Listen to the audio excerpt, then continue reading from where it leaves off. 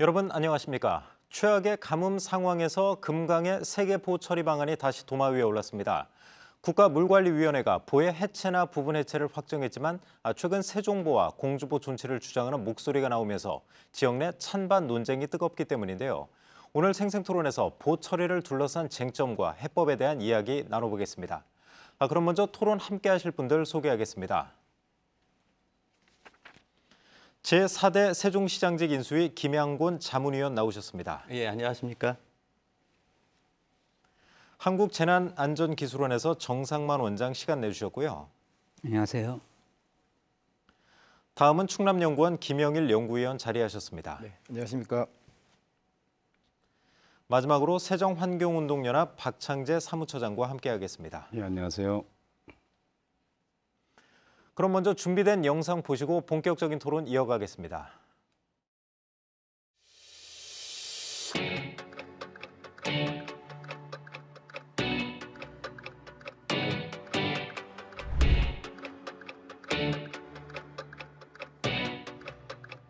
강에 생명이 살아나는 거에 대해 더 동의를 하고 계시다고 저희는 보고 있거든요. 그래서 반드시 이행해야 된다고 생각하고 있습니다.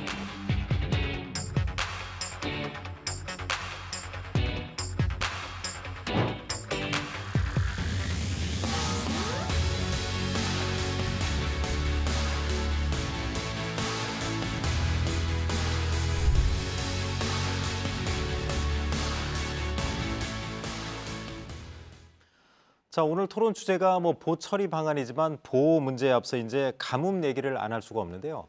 다들 아시겠지만 올해 가뭄이 좀 심각하지 않았습니까? 특히 5월 같은 경우는 비가 거의 안 왔었고 6월에도 이제 어제 장마가 시작되긴 했지만 생각만큼은 또 비가 안 왔단 말이에요.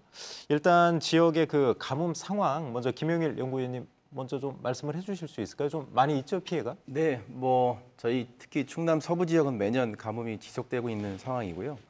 이런 부분들은 이미 기후변화에 따라서 예견이 됐던 부분이고 특히 올해 같은 경우에는 평년에 비해서 강수량이 한 50%를 좀 넘어가는 수준이라서 실제 가뭄 상황이 좀 심각하다고 볼 수 있을 것 같습니다. 특히나 저희 충남의 보령댐 같은 경우에는 작년부터 계속적으로 지금 가뭄에 대한 부분들이 문제가 생겨서 용수 공급에 좀 한계가 있는 부분이라서 이 지역들은 매년 이런 가뭄이 반복되고 있는 그런 상황이라고 보시면 될 것 같습니다.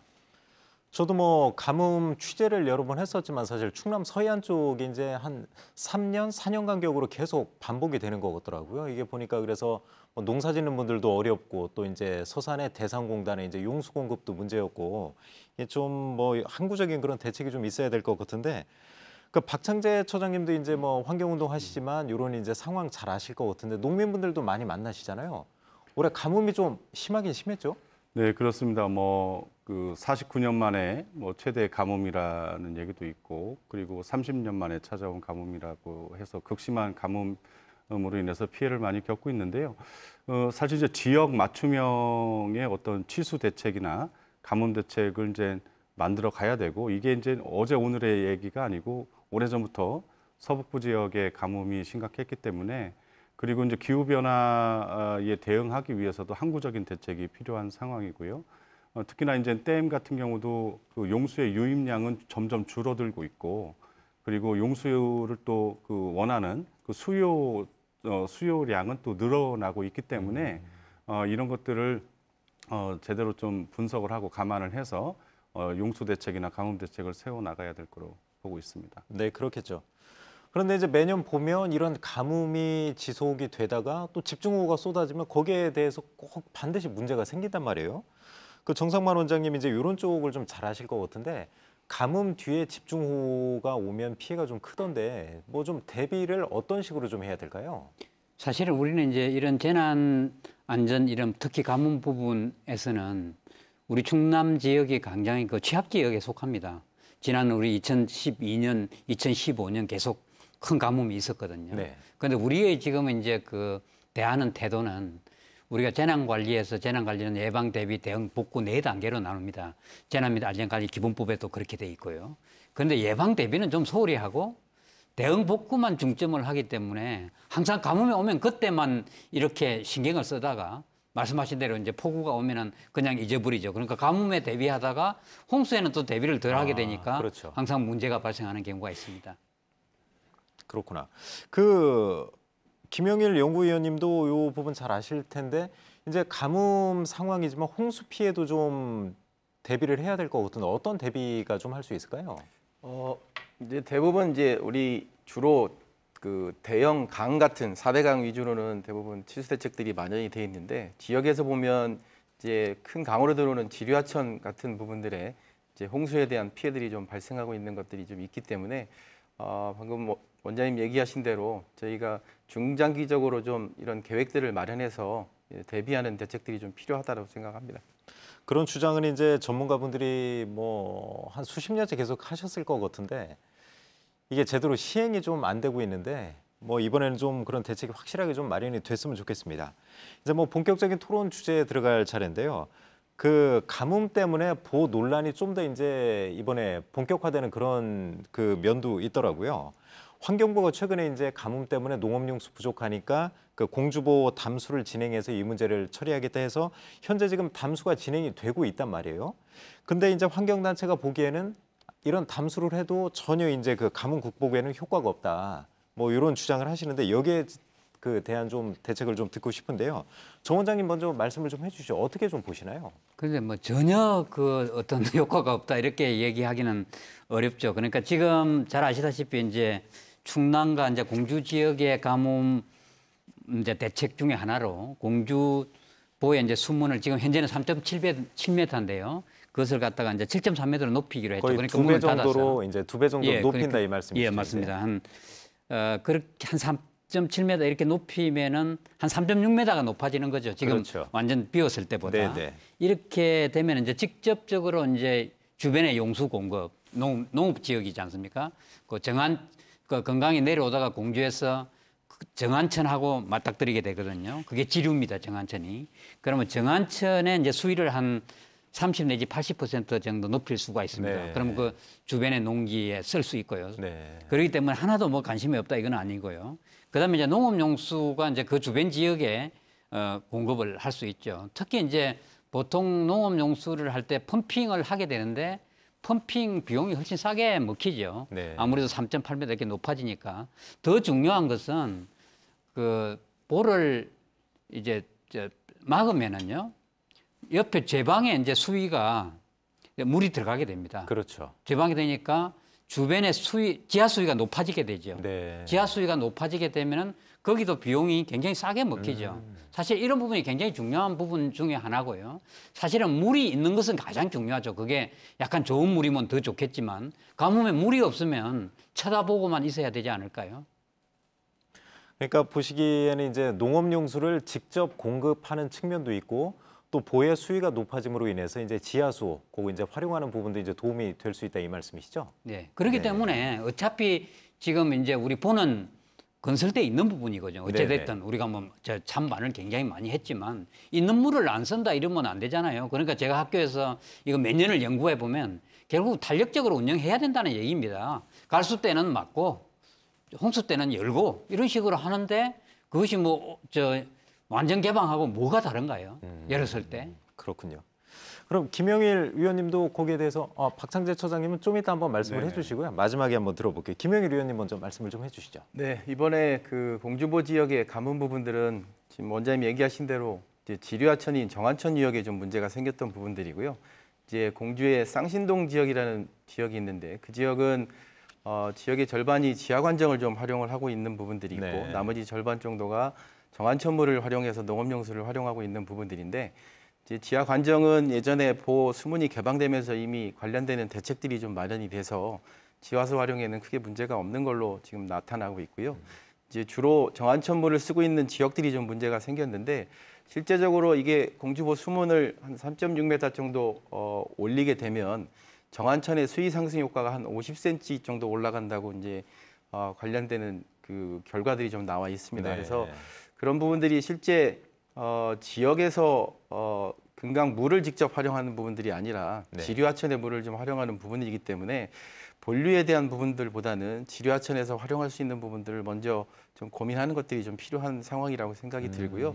이제 주로 공주보에 따른 금강 본류 같은 경우에는 이미 상류에 양수장 시설들이 임시 대책들이 마련이 돼서 큰 물을 활용하는 데 문제가 없는 상황이라서 실제적으로 이번 부분들이 금강 물을 직접 활용하기보다는 금강 용수에 따라서 지역에서 들어오는 지류하천에 대한 부분이기 때문에 실제적으로 이런 뭐 연관성에 대한 부분들은 서로 관계가 있긴 하지만 명확히 이 어떤 영향이라고 판단하기에는 조금 한계가 있다라고 생각이 듭니다. 네. 네. 보면 이제 정 원장님께서 말씀하신 부분하고는 또 이제 뭐 효과가 연관이 전혀 없다고는 할 수 없지만 뭐 정 원장님 말씀하신 정도의 효과가 있다 그렇게 보시는 거거지는 않아요 또 보니까. 그럼 지금 이제 그 김양곤 전문위원님도 하실 말씀이 많을 것 같은데 어떻습니까? 이게 효과가 있다고 보시나요 담수가? 물을 가두는 게 이제 저수 용량을 늘리는 건데요. 이게 우리가 역사적으로 바라볼 때 과거에 이제 개인들이 이제 가뭄에 대비하는 게 이제 자기 집 항아리에 물을 담아 놓는 거고 또 농사 짓는 분들은 그 웅덩이를 파서 가뭄에 또 대비하죠. 둔벙이라고. 그리고 작은 지자체라든지 마을 단위로는 저수지를 만들고 국가 차원에서는 댐을 만들어서 가뭄이나 홍수에 대비합니다. 실제로 지금 한강 같은 경우에 9개의 댐이 있고 또 지난 4대강 사업을 하면서 3개 보를 추가로 건설을 했어요. 그래서 이제 한강 유역 같은 경우에는 큰 가뭄이나 홍수의 피해가 거의 없는 편인데 네. 그거에 비해서 금강 유역은 상대적으로 물 관리 부분에 대해서 투자가 좀 미약하지 않았나. 그래서 매년 이게 반복적으로 가뭄이 발생하고 있지 않나 이런 생각이 좀 듭니다. 아무튼 담수를 하면 농업용수 공급에는 확실히 도움이 된다 당연히 그렇게 도움이 보시는 되죠. 거죠? 저수 용량을 늘려나가는 것이기 때문에 어쨌든 그 활용하는 방법의 문제지 그 자체가 도움이 된다 안 된다 이거는 논란의 여지가 있어서는 안 될 거라고 생각합니다. 네. 지금까지 이제 세 분 말씀 잘 들었고요. 지금 박창재 사무처장님께서 아주 입이 근질근질하신 것 같아요. 하실 말씀 많을 것 같은데 어떻게 보세요? 환경단체는 일단 큰 도움이 안 된다 그런 입장이잖아요. 네, 그 금강 본류에 뭐 물이 부족하기 때문에 양수가 안 되기 때문에 그 담수를 한 건 아닐 거고 이제 그 상류에 또 이제 상류에서 또 거슬러 올라가는 이제 지류, 특히 이번에 이제 정안천하고 상신들 이쪽에 이제 양수를 충분히 할 수 있게끔 이제 수위를 좀 높여보자, 담수를 해보자 했는데 실제 가봤거든요. 갔는데 정안천하고 금강 본류가 합수되는 그 정도까지만 이제 나름대로 이제 담수가 좀 돼 있고 정안천 본류로 이제 상류로 올라가 보니까 거의 뭐 수위 상승 효과가 없었어요. 그리고 그런가요? 실제로 그 시기에 가뭄이 심하다고 그래서 논에 물을 못 대고 있는가 보니까 거의 95% 이상이 모내기를 끝냈고 물을 다 채우고 있었고 그리고 이제 양수 시설이라든지 이런 것들이 정상적으로 또 가동이 되고 있었고 그래서 네. 그리고 이제 지하 수위 얘기를 하시지만은 지하 관정을 통해서 지하 수위가 낮아져 가지고 관정을 통해서 물을 뿜어내지 못할 정도의 그런 지하 수위 저하를 가져오지 않았거든요. 그 지표수라는 게 어차피 그 지하 수가 차고 넘쳐서 흐르는 물이기 때문에 그런 정도의 그 지하 수위 저하가 심각한 상황이 아닌데 굳이 담수를 해서 수위를 높이겠다. 그러면 수위를 높였다. 또 개방을 해서 수위를 낮추면 지하 수위가 또 내려가면 그럼 거기에 맞게 경작해왔던 농작물들이 또 있을 건데 또 이런 어려운 여러 가지 또 피해를 또 더 가져오고 그 예산 낭비만 또 하는 꼴이 되기 때문에 그런 그 일관된 어떤 그 개방된 상태에서도 충분히 양수라든지 물 공급이 가능했기 때문에 용수 부족하지 않았기 때문에 거기에 맞는 그 하여튼 물 관리가 필요했던 거였는데 이번엔 무리하게 억지로 담수를 했던 거죠. 네, 지금 뭐 아주 상반된 주장을 하셨는데 혹시 재반론을 한번 해주실 분이 있을까요? 지금 말씀을 하셨는데 이제 박 처장께서는 거의 도움이 안 된다. 괜히 이제 낭비만 하고 있다 그런 말씀을 하셨는데 두 분 중에 한번 말씀해 주실 분이 있을까요? 그러니까 이제 이런 거는 이렇게 생각해야죠. 우리가 이제 아까도 말씀하셨지만 기후 변화 때문에 가뭄과 폭염이 증가하실 거는 많이 예측이 되고 있어요. 그렇게 보면 지금 가뭄만 갖고 어느 정도 괜찮다. 그것도 어느 정도 괜찮은 게 아니죠. 왜냐하면 지하 수위가 지금 몇 미터 있는 거하고 내려가는 거하고 또 심해지면 더 내려갈 건데 그럼 그 전기료가 엄청 들어가는 거죠. 네. 물이 있는데 어떻게 똑같다 이렇게 말하는 것은 좀 맞지 않고요. 기후변화 때문에 그러면 지금 어쨌든 2012년, 2015년까지 그러면 또 물 없어가지고 또 바라만 보고 있을 건가요? 계속 더 심한 가뭄에 대해서 우리가 대처하고 준비하고 있는 것이 가장 중요한 부분 중에 하나죠. 근데 그 대책에 대해서 네. 이제 제가 한 말씀 드리면 대책에 대해서 이 본류의 물을 가두어서 한참 떨어져 있는 지류의 수위를 상승시켜서 수량을 확보해서 그 가뭄 대책을 한다는 게 해결책이 안 된다는 거예요. 그 지류 하천에서의 뭐 양수 시설을 뭐 이렇게 확충을 한다거나 아니면 뭐 저수지라든지 이런 수리 시설을 더 개선을 해서 확충을 해가지고 그 지역에 맞게 거기서 그 용수 공급이라든지 이런 대책을 세워야지. 그렇게 되면 오히려 지역 안정을 파는 게 훨씬 더 그 경제적인 일이죠. 그리고 가뭄이 있는 지역은 거의 도서 지역도 마찬가지지만 산간 지역이고 그 본류에서 멀리 떨어진 이런 지역이기 때문에 그 해당 지역에서의 대책을 세워야지 이 본류의 물을 가두어서 막아서 그 수량을 확보한다는 거는 그 근본적인 물론- 대책이 아닌 물론 거예요. 네, 알겠습니다. 맞는 말씀이신데 잠시만요. 네, 사실은- 알겠습니다. 지금 이제 뭐 찬반 그 주장이 이제 뭐 확실하게 갈리는데 정 원장님께서 마지막 이제 재반론까지만 하시고 이번 주제에서 이제 다음 주제로 넘어갈게요. 한번 정 원장님 마지막으로 말씀해 주시죠. 우리 4대강이 전체 가뭄을 다 방어할 수 있다 이건 아니죠. 일단 가뭄에는 물이 있어야 어떻게 뭐 아까 물 관리 시스템을 동원해서 어떤 가뭄을 좀 제어할 수 있는 것이죠. 예를 들어서 우리가 공주보에서는 지금 우리나라에서 가장 큰 농업용 제수지에 지금 도수를 설치해서 한 네, 27km 그렇죠. 가게 지금 물을 공급하게 돼 있지 않습니까? 그 가뭄 아래에. 대책으로 예전에 이제 했던 거죠. 백제보 하루에는 또 보령댐에 지금 물이 한 19%밖에 안 돼가지고 저류량이 그때 비상시에 활용할 수 있었지 않습니까? 네. 그렇게 똑같이 있는 데가 모든 게 활용할 수 있다 이런 건 전혀 되지 않는 얘기죠. 전혀 미래에 대해서 비상 상황에 대해서 대처를 하지 않고 현재 있는 쪽만 그게 바로 적용이 되느냐? 적용도 또 되기도 하죠. 그런데 지나친 이런 지나친 그런 환경론적 이런 부분은 전체 지수, 이수, 하천 환경 이 전체 부분을 망라해서 생각을 해야 되는 것은 가장 중요하죠. 이 보의 존재 가치라는 것은 토탈 어프로치입니다. 지수, 이수, 하천 환경 전체를 다루는 것이지 하천 환경만 다루는 것이지 아니죠. 네, 알겠습니다. 아주 뭐 불꽃 튀는 그 토론 이어주셨는데요. 시청자분들 아주 흥미롭게 보실 것 같아요. 일단 뭐 요 부분에 대해서는 이제 추가로 또 말씀하실 기회가 있으니까 일단 근데 거슬러 올라가면 이런 논쟁이 생긴 이제 계기가 지난해 1월에 국가물관리위원회가 결정을 하지 않았습니까? 금강보 3개 가운데 세종보는 해체, 또 공주보는 부분 해체, 백제보는 이제 상시 개방으로 그때 정리했는데요. 이런 결정을 내린 배경에 대해서 정 원장님 먼저 좀 한번 정리를 해주시죠. 네, 이게 이제 지난 정권에서 이제 2017년에 이제 정권이 바뀌면서 2018년에 이제 국무조정실에서 그렇게 얘기를 했습니다. 앞으로 이제 보호 개방에 대한 부분은 물관리위원회에서 최종 확정할 거다. 네. 이렇게 이제 2018년에 이제 얘기가 있었고요. 그 다음에 이제 그거를 이제 받아가지고 물관리위원회는 사실은 이제 굉장히 2020년 12월까지 많은 자료들도 취득하면서 또 토론과 검증도 많이 했습니다. 어떤 부분에. 그래서 그것이 이제 마지막으로 이제 2021년 1월 18일이죠. 그때 이제 지금 말씀하신 저는 낙동강 한강은 왜 대책이 없는지 모르겠어요. 네. 우리가 좀 핫바지인지 이게 금강, 그다음에 저쪽 영산강 2개, 금강 3개에 대해서 뭐 우리 영산강은 지금 얘기하지 않겠습니다. 이렇게 그 5개 부분에 대해서만 아까 세종보는 해체를 하지만 뭐 시기는 정해지 않는다. 그 지역 여건에 따라서 하라. 그렇죠. 그다음에 공주보도 부분 해체해라. 부분 해체라는 게 정말 웃기는 얘기죠. 위에 공도교가 있고 아래 지금 보가 있는데 위를 갖다가 파버리고 없애버리고 위에 공도교가 지금 다니는 일교통량이 한 5,000대 됩니다 하루에. 그럼 그게 구조적으로 안전한지 정말 구조적인 생각을 하는 사람이면은 그런 결론을 내리지는 않을 겁니다 제 생각에는.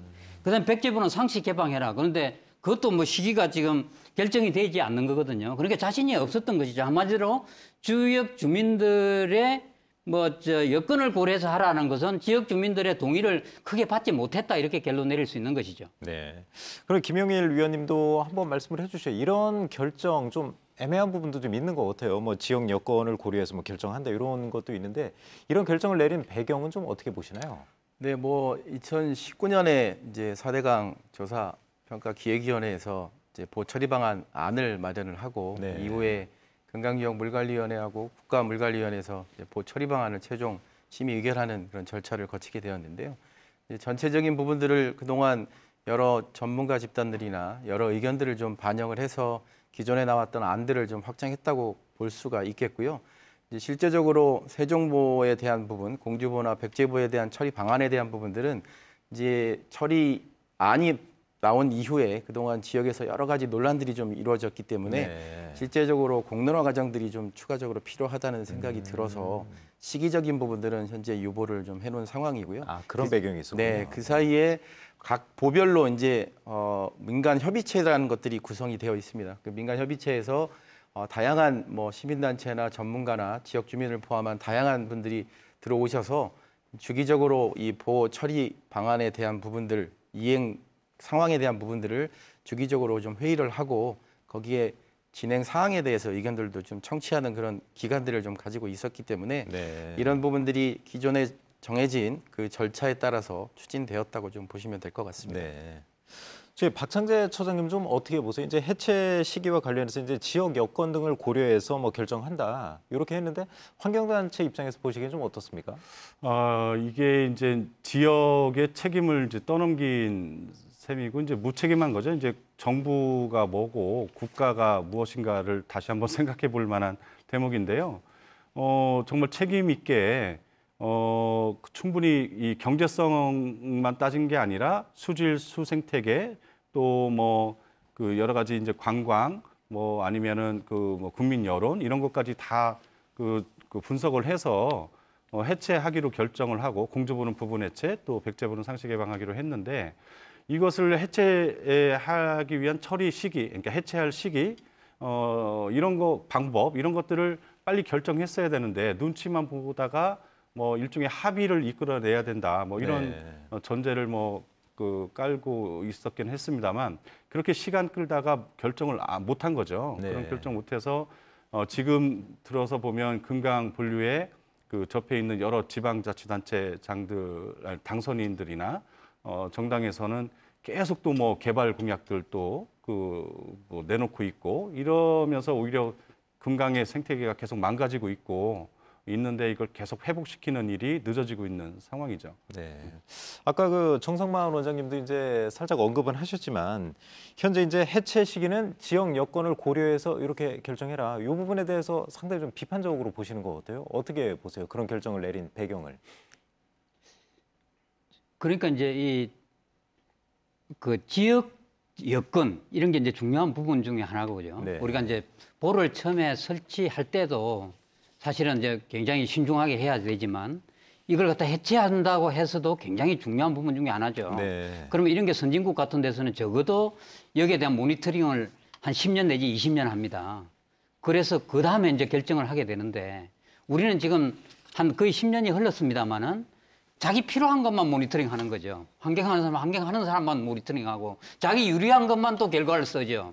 이것이 사실 객관적인 측면에서 또 주변 여건에 대해서도 또 어떤 정치력이 많이 작용을 함으로써 실질적으로 객관적인 부분에 이게 진단이 잘 안 되니까 네. 끝에 가서는 이런 이제 바람직하지 않는 결정을 내리는 것이죠. 네. 이걸 존치할 것인지 안 그러면 이걸 해체할 것인지 정확한 것을 하지 않고 적당한 선에서 가니까 이게 계속 어려움으로 남게 되는 것이죠. 네. 아니 분명하게 이런 법정 계획이나 상식적인 결정을 좀 뒤엎자고 주장하시는 분들이 많이 있는데 충분한 모니터링을 통해서 또 과학적으로 그 데이터가 있고 팩트가 있는데 이런 걸 충분히 분석을 해서 해체하기로 결정을 했는데 다만 지역의 그 책임을 떠넘기면서 그 해체 시기를 결정하지도 않은 게 이제 문제인 거죠. 그렇기 때문에 이거는 오히려 일관된 하나의 정책으로 가야 된다 이렇게 보는 것이고요. 이걸 뒤집을 만한 과학적인 근거, 충분한 근거가 아직까지 없기 때문에 계속 유효하다 이렇게 보여집니다. 아직까지 아무튼, 그러니까 네. 아직까지 정확한 어떤 데이터가 없다고 봐야 되는 것이죠. 1, 2년, 3년 이렇게 해가지고 이게 충분하다 이렇게 하는 건 아마 지금 그 많은 선진국에 그렇게 하지는 않습니다. 예를 들어서 이게 생태, 수질 뭐 이런 부분은 조금 이제 많이 신경을 썼죠. 일단 환경 쪽에 원하시는 분들이 많이 신경을 쓰니까 그러니까 수량이 저절로 홍수 조절이 되는 건지 그럼 용수 공급은 또 어느 정도 되는 건지 그렇게 되니까 세정보 같은 경우에는 위에 지금 그 세정보를 닫으면서 위에 또 치수 시설을 다시 만들고 그래서 호수공원으로 물을 넣는 이런 웃기는 일이 발생을 할 수밖에 없는 거잖아요. 예. 전체적인 종합적인 부분에서 타진을 하고 결론을 내줘야 되는데 아예 한 2년, 3년 이렇게 해가지고 이게 전체다. 그렇게 하니까 누가 그걸 받아들이겠습니까? 지금 잘못 말씀하신 알겠습니다. 건데 아, 1, 2년 한 게 아니고요. 5년 가까이 충분한 기간을 가지고 했고요. 종합적으로 검토를 다 한 겁니다. 그 종합적인 그리고 심지어 건데 경계성 필요한 것만 분석까지 데이터만 했어요. 썼어요. 필요한 그리고 데이터만. 여론조사까지 했고요. 알겠습니다. 네네. 저 두 분 말씀하시는 거 이제 제가 요지를 알겠는데 아무튼 현재 해체를 하던 유지를 하던 이제 지역 여건에 맞춰서 이제 해라 이렇게 좀 유보적인 결정을 내렸는데 두 분 다 거기에 대해서는 좀 무책임한 결정이다 이렇게 좀 주장을 하시는 것 같아요. 알겠습니다. 다음 주제 한번 넘어가 볼 텐데 이제 세종보 얘기를 안 할 수가 없는데 김양곤 자문위원님 하실 말씀이 많을 것 같아요. 지금 최민호 당선인께서 이제 이 세종보 문제 관련해 광폭 행보를 좀 하고 있지 않습니까? 이제 행복청장 만나셨고 네. 사흘 전인가 이제 환경부 방문해서 이제 예. 장관하고도 이제 이렇게 좀 얘기를 하셨는데 그 최민호 당선인께서 이런 조치를 좀 강하게 좀 주장하고 있단 말이에요. 이런 배경은 좀 어떤 건가요? 예, 근데 그 배경 말씀드리기 전에 아까 그 국가물관리위원회 그 결정 관련해 갖고 제가 한 가지 덧붙이고 싶은 이야기가 있는데 이거 관련해 갖고 지난해 그 국가물관리위원회가 결정했던 뭐 해체라든지 부분 해체, 상시 개방 이거 관련해서 결정 과정에 뭐가 문제가 있는 건 아닌가 여기에 대해서 지금 감사원에서 감사를 하고 있는 걸로 알고 있습니다. 네. 그러니까 그런 감사 결과도 좀 지켜볼 필요가 있다라는 알겠습니다. 말씀을 하나 드리고요. 최민호 그 당선인께서 이 세종보 문제에 관련해서 굉장히 확고한 입장이신데 그 이유는 이 세종보가 어쨌든 국민들의 세금으로 만든 국가 시설물입니다. 네. 그 주변 하천 정비 포함해 갖고 약 1,200억 정도 돈이 사용됐었고요. 지금도 아직 다시 사용할 수 있으면 멀쩡한 건데 그 멀쩡한 보를 해체하고 그거 아까 말씀하신 대로 그 별도의 취수 시설을 만든다. 이거 자체가 잘못된 의사결정이다. 네. 이렇게 판단하고 있기 때문에 그래서 반대하고 계시는 거고 그 보의 존치를 주장하고 계시는데 최근에 이제 뭐 이상래 행복청장이라든지 한화진 그 네, 환경부 장관을 만나서 분명하게 말씀하신 건 이 세종보는 다른 거와 좀 다르다. 이거는 행복도시 기본계획에 따라 갖고 이 도심 내에 친수 공간 마련을 하기 위해서 만든 수중보다 그래서 반드시 존치돼야 된다라는 입장을 전달했고 이것은 우리 국민의힘 중앙당의 입장, 4대강에 대한 우리 당의 입장과 정확히 일치합니다. 그 윤석열 대통령께서도 후보 시절에 이 4대강 사업을 반드시 지켜나겠다고 여러 차례 공개적으로 말씀하신 바 있습니다. 네. 그러니까 뭐 정리해 보면 세종보는 기존에 이제 금강에 있는 다른 보와는 이제 설치나 그런 취지가 이제 다르다 이제 그 예, 그 말씀이시죠? 4대강 사업하면서 16개 보를 만들었는데요. 그 가운데 유일하게 도시에 설계된 보고요. 원래 그 이명박 정부가 아니고 그 노무현 대통령 계실 때 그때 이제 세종보를 세종시를 만들면서 그때 이미 계획된 것입니다. 알겠습니다. 말씀 잘 들었는데 지금 그 자문위원께서 이제 그런 말씀을 하셔도 환경단체에서는 해체해서 물을 이제 상시적으로 이제 통하게 하는 게 훨씬 이득이 많다고 하시는데 어떤 우리가 이제 만약에 보를 해체할 경우 어떤 편익을 좀 얻을 수 있는 건가요? 그 이제 강물을 막았더니 그 실제 이제 생태계가 파괴되고 수질이 안 좋아지고 그리고 그 홍수가 오히려 커진다는 이런 상식을 우리가 이제 비싼 수업료를 치르고 확인을 했고요. 강물을 흐르게 했더니 물새가 되돌아오고 또 흰수마자와 미오종개와 또 수달도 되돌아오고 이러면서 생명의 터전으로 또 서식처가 많이 또 그 다양해지면서 생명력 있는 이런 게 금강으로 이제 되돌아온 거를 우리가 목도를 했단 말이죠. 근데 이건 지금 이제 보를 해체했을 경우에 예를 들면 비용 편익 분석에서 그 1,000원을 들여서 해체를 했을 경우에 2,900원에 더 편익이 있다. 이런 이제 결과가 나왔단 말이죠. 그렇고 막대한 비용을 들여서 세종보를 건설을 했는데 이거를 무너뜨리고 해체하는 게 과연 좀 부담된다. 뭐 이런 이제 인식, 여론이 있는 거는 알겠는데 네. 이 막대한 비용을 들였더라도 효용도 없고 그리고 생태계를 크게 망치고 있다라면 하루빨리 해체를 하는 게 맞는 거죠. 네. 그리고 지금 세종보를 존치한다는 거는 지금 되돌아오고 있는 또 미오종개나 흰수마자 또 뭐 흰목 물대새 또 뭐 그 노랑부리 백로 뭐 등등 이런 멸종 위기종, 법적 보호종들을 다 수장시키고 살지 못하게 만들겠다는 거고 강을 다시 망치겠다는 건데 기존에 세종보를 막았을 때 어땠습니까? 강바닥에는 뻘이 가득 차고 퇴적돼 가지고 그 뭐 깔따구나 실지렁이가 득실거리고 악취가 나고 그리고 수상레저 마리나 선착장 제대로 가동이 안 됐어요. 뻘이 가득 차고 그리고 녹조 현상이 심한데 누가 거기서 수상 레저를 합니까? 알겠습니다. 그러면 뭐 편익 부분에서 좀 추가로 여쭤보고 싶은데 김영일 이제 위원님께 좀 여쭤보고 싶은데 만약에 이제 세종보를 존치했을 경우 우리가 얻을 수 있는 편익이 있다면 어떤 걸 좀 꼽을 수 있으세요? 이제 보호의 기본적인 기능이 물을 활용하는 측면들이 좀 크다고 볼 수 있겠고요. 이제 기본적인 보호의 기능이기 때문에 그런 부분들은 이제 어떻게 보면 하나의 편익이라고 볼 수 있는 부분들이고요. 이제 박찬희 시장님 얘기하신 대로 편익과 그 비용의 관계를 좀 살펴보면 실제적으로 보를 어쨌든 운영하는데 기본적으로 운영비가 들기 때문에 그런 운영비에 들어가는 비용에 비해서 우리가 세종보가 2017년 이후에 개방된 이후부터 그동안의 환경 변화상들을 좀 보게 되면 네. 뭐 기존에 강에서 악취가 났던 것들이 많이 없어지고 퇴적물 문제라든지 녹조 문제, 특히나 생태계가 많이 변화되는 부분들을 이미 다 경험을 해봤기 때문에 그런 부분들이 실제적으로 이용하는 부분에 있어서의 어떤 편익에 대한 부분보다는 환경적인 편익들이 훨씬 더 크다고 판단했기 때문에 보호 처리 방안에서도 해체 부분들을 좀 결정한 걸로 판단합니다. 알겠습니다. 그 김양곤 전문위원님 이제 답변을 좀 듣고 싶어요. 이제 뭐 보호 존치를 주장하셨지만 이제 두 분이 말씀하신 거 들어보면 뭐 이제 수질 개선 또 이제 생물 서식의 다양성 이런 걸 좀 이런 편익이 많다고 하시는데 자 어떻습니까? 좀 어떻게 보시나요? 전혀 동의할 수 없고요. 한 가지 과거 사례를 말씀드리면 서울의 한강이 80년대 그 개발이 됐습니다. 그 한강을 개발하면서 한강 상류에 잠실 수중보를 설치했고 한강 하류 김포 부분에 신곡 수중보를 설치했습니다.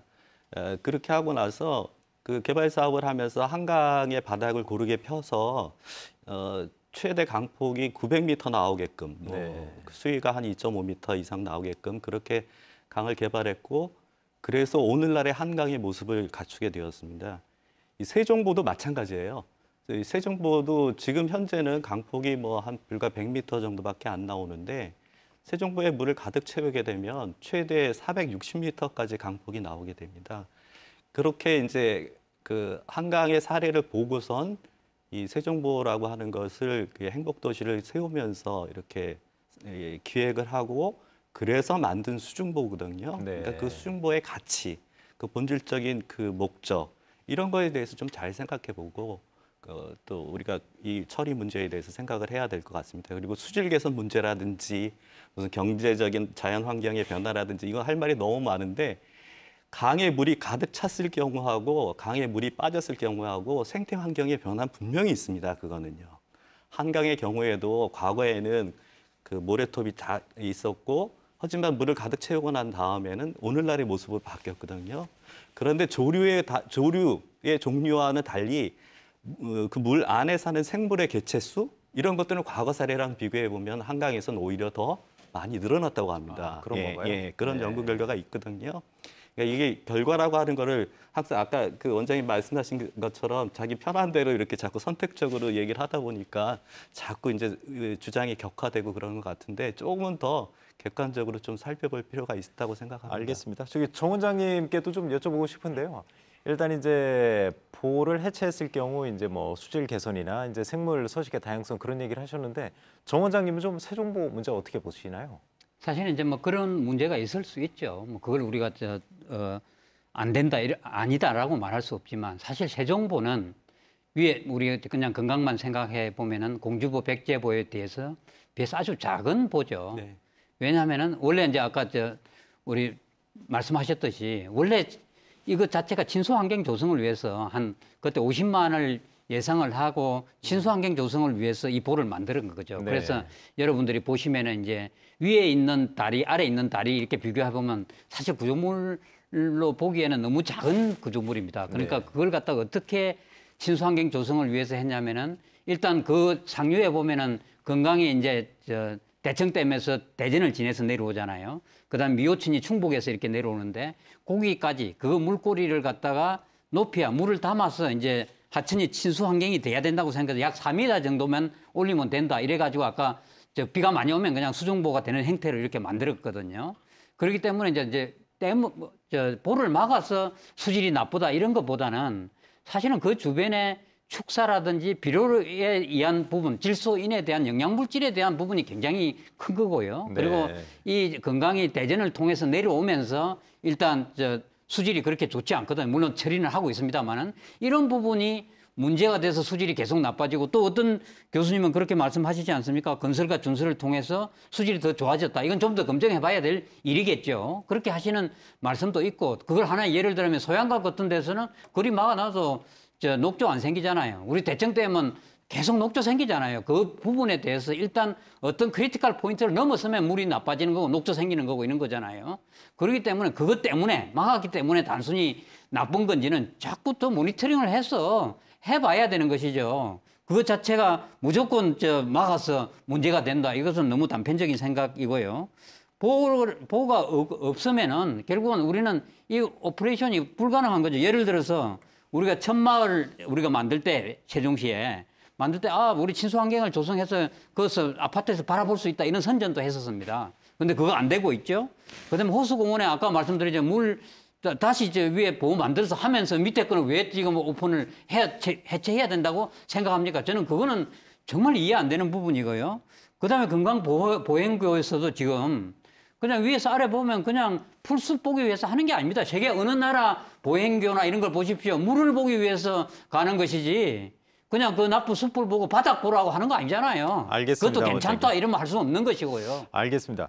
원장님이 이제 수질 문제 말고도 이제 금강 보행교 이제 그런 경관을 말씀하신 것 같고 이제 세종호수공원 이제 물 공급 그런 것까지 이제 아울러서 말씀하신 것 같은데 박 처장님은 좀 어떻게 보세요? 이제 여러 가지 수질 개선 이제 아까 말씀하신 것 중에 수질 개선의 편익은 있지만 시민들이 원하는 이제 경관적인 측면도 있거든요. 그런 부분은 어떻게 보세요?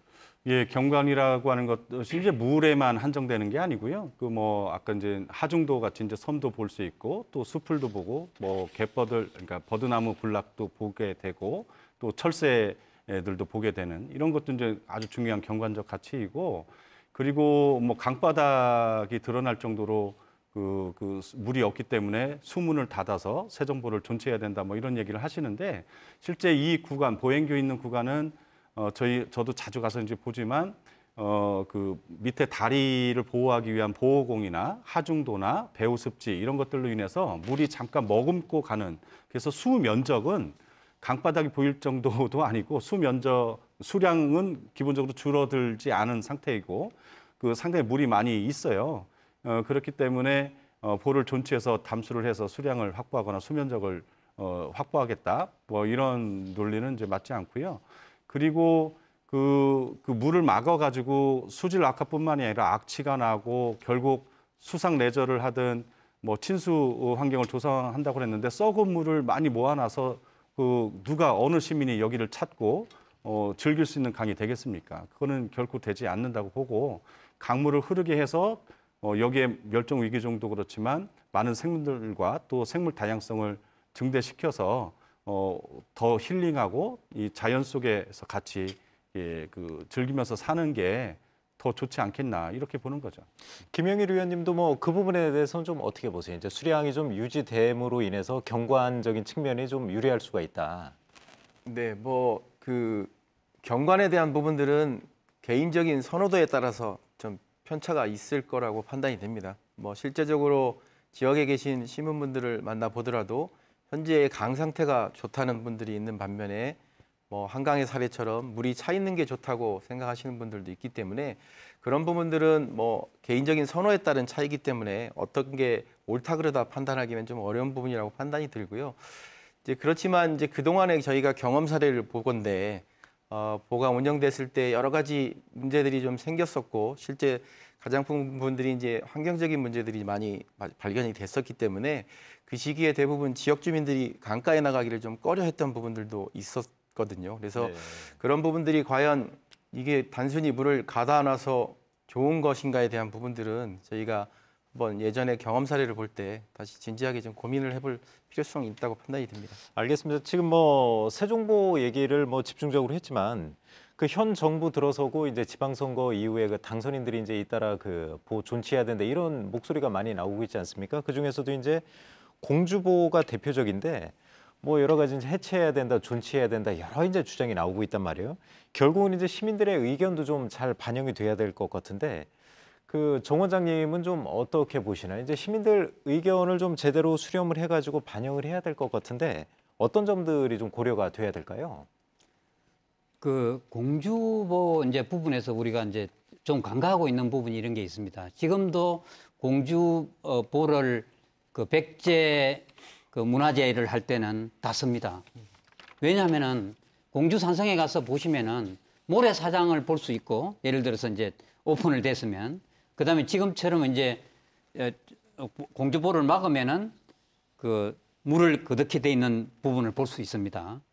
그다음에 이제 물놀이도 할 수 있게 돼 있고요. 네. 그래서 사실은 이 지금 있는 공주보 이전에도 사실은 그 다리 밑에 이 돌보가 있었습니다. 왜냐하면 너무 물이 없으니까 너무 보기가 안 좋았으니까 네. 공주산성에서 봤을 때. 그래서 이제 이 공주보를 이제 심대평 지사 계실 때도 예산까지 확보를 했었어요. 우리 지금처럼 대전 충청 지역에 또 환경 하시는 분들이 강하잖아요. 그래서 그 예산도 다 날렸죠. 하도 반대를 해서. 그래서 이제 임시로 있다가 지금 이제 좀 아래에 공주보가 만들어졌고 지금은 이제 아까 위에 차량도 다니게 하고 지금 보도 이제 운영을 해야 되고 이런 상황인데 아니 차들은 나게 놔두고 이게 보고가 만든 게 얼마나 싫었으면 그것만 없애야 됐나. 이것도 안 되는 거. 상류 하류 마찬가지라고 말씀드리십니까. 상류에도 아까 수심이 있어서 물이 있는 게 필요하고 하류에도 지금 마찬가지지 않습니까? 아까 도수로 부분이 그 저수지 이름이 뭡니까? 우리 가장 큰 저수지 예당 저수지. 네네. 이것도 굉장히 낮아가지고 문제가 됐지 않습니까? 그래가지고 그걸 비상시에 할 수 있게 했고 12만 입방 정도를 갖다가 이렇게 시킬 수 있는 이런 능력을 갖고 있습니다. 그렇기 때문에 이게 아까도 얘기했지만 필요할 때는 닫고 필요하지만 열고 하지 않으면 열고 이런 걸 하면 되는 것이지 왜 그걸 부분 해체라는 이름을 써서 해체를 해야 되는지 도저히 생각하기가 어려운 부분이죠. 알겠습니다. 아무튼 뭐 보 처리 문제가 이렇게 좀 첨예하게 대립하는 거는 가뭄이 가장 이제 큰 원인이 될 것 같아요. 그래서 이제 뭐 가뭄이 매년 반복되고 있고 충남 같은 경우는 이제 농사 짓는 분들이 많기 때문에 이런 주장이 더 많은 것 같은데 결국은 이제 가뭄에 대해서 그 항구적인 좀 대책을 세우면 이런 문제도 좀 잦아들 것 같기도 한데 김영일 위원님께서는 항구적인 가뭄 대책 어떤 걸 좀 꼽을 수 있을까요? 저희가 대부분 이제 가뭄 문제가 생겼을 때 저희가 그 단일 수원 대부분 뭐 저수지나 하천이나 지하수나 이런 단일 수원에 대부분 의존해 가지고 물을 공급을 받고 있는데 이제 그런 부분들이 좀 문제가 생기다 보면 실제적으로 가뭄에 대처할 수 있는 방안들이 없기 때문에 대부분 네. 문제가 발생을 하는 거거든요. 그래서 뭐 이게 단기적인 대책은 아니지만 중장기적으로라도 지역에 있는 다양한 수자원들 뭐 지하수를 포함한 하천이나 호소나 댐이나 여러 가지 형태의 수원을 좀 활용을 해서 우리가 보통 그걸 다중수원이라고 그러는데요.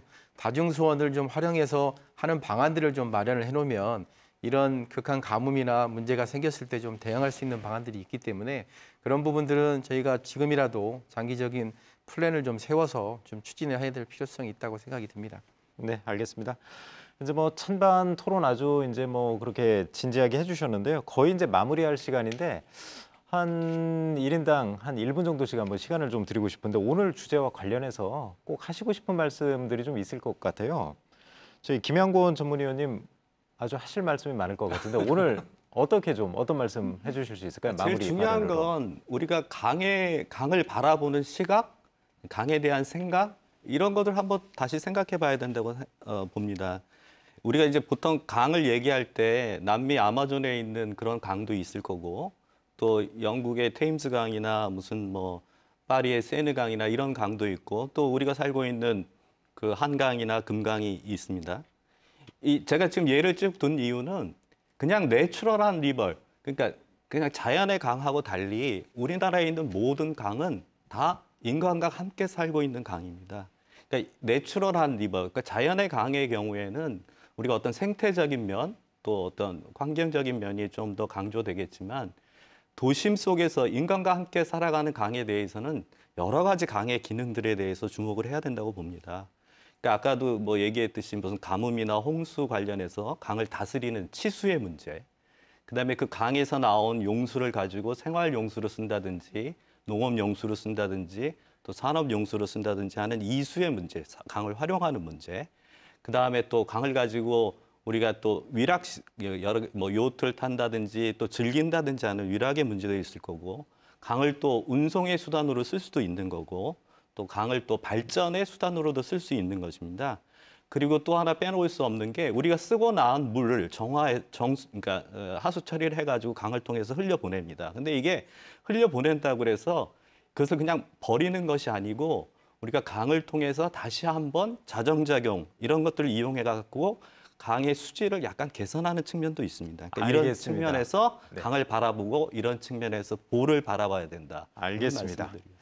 저희 김영곤 의원님께서 이제 시간을 많이 쓰셔가지고 다른 분들은 30초씩만 좀 짧게 한번 부탁드릴게요. 박창재 처장님 한번 말씀해 주시죠. 네, 강을 이제 회복시켰을 때 그 더 많은 편익이 있다는 거를 이제 우리가 증명을 하고 있고 증명이 되고 있는데 강의 회복이라고 하는 것은 보호의 해체를 떠나서 생각할 수가 없는 거죠. 보호를 해체해야 강물이 흐르게 되고 그러면서 강이 회복돼서 결국 편익이 더 많이 생긴다는 것을 함께 좀 공감을 많이 했으면 좋겠고요.